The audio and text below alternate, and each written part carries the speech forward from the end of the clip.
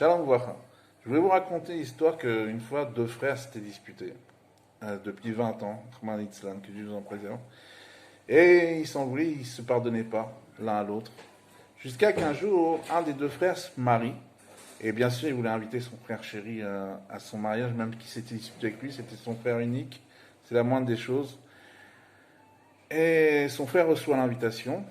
Et d'abord, il est étonné. Ça faisait 20 ans qu'il n'avait pas de contact avec son frère.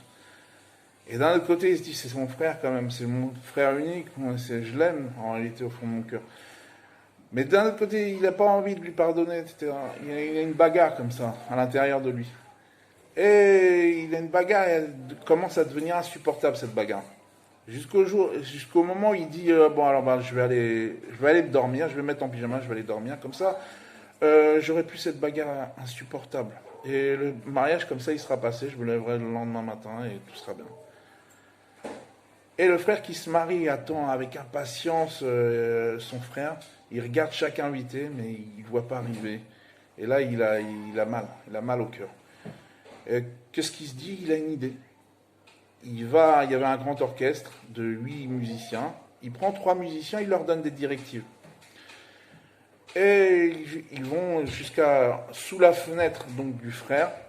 Ils commencent à jouer des mélodies qu'il aimait quand il était petit. Et à ce moment-là, il se réveille, le frère, il ouvre la fenêtre, il dit, mais qui vous êtes? C'est des mélodies que j'aime depuis que je suis petit. Qui c'est qui vous a dit de jouer ça? Mais eux, ils ne l'entendent pas, ils continuent à jouer de la musique. Et jusqu'à qu'il descend les escaliers, il va leur parler. Eux, ils avaient reçu des directives. Quand le frère veut leur parler, alors il s'éloigne. Et il court jusqu'à 50 mètres, il continue à jouer. Il leur court après, et ainsi de suite, à 50 mètres, et encore à 50 mètres. Jusqu'à qu'ils arrivent et il arrive au mariage. Et là, il voit son frère, il s'embrasse, c'est extraordinaire. L'unité, la fraternité, l'amour, extraordinaire. Son frère, il pleure de joie, les bras l'un dans l'autre, etc. C'est extraordinaire. Il y a juste un petit détail dans cette histoire qui ne va pas. C'est un détail, mais c'est pas tellement important, mais c'est quand même important. Le problème, c'est qu'il arrive en pyjama au mariage. Le sujet, il est comme ça. Il faut savoir que c'est marqué dans le Zohar que Knesset Israël, l'âme d'Israël, tout le peuple juif, c'est la femme, et Akadosh Baruch Hu, il est l'homme. Le grand mariage aura lieu lors de la délivrance véritable et complète. C'est ça le grand mariage, entre le peuple juif et Akadosh Baruch Hu. On est tous invités, le rabbi, le juste de la génération, la tête, le rabbi Melech HaMashiach, le roi de la génération nous a tous envoyé une invitation en nous écrivant, en nous disant que Ineneze Mashiach ba, voici Mashiach arrive, la Géoula elle arrive. Le sujet il est comme ça, c'est que comme il l'a dit en prophétie, c'est un sujet qui est clair et qui est sûr et qui ne revient pas en arrière. Et on est tous invités, tout le peuple juif. Pas comme lors de la sortie d'Égypte, que s'il y avait seulement un 5e qui est sorti. Là, cette fois-ci, tout le peuple juif, de façon mondiale, dans le monde entier. Aucun juif qui sera reculé. On est tous invités à ce grand mariage, on est tous invités à cette grande Géoula, Mitilah Shlema. Alors, c'est quoi le problème? La question, elle est comment on va arriver à ce grand mariage? Comment on va arriver à la Géoula, Mitilah Shlema? Il ne faut pas arriver en pyjama. C'est marqué dans le Zohar que les habits de l'âme d'un juif, c'est quoi?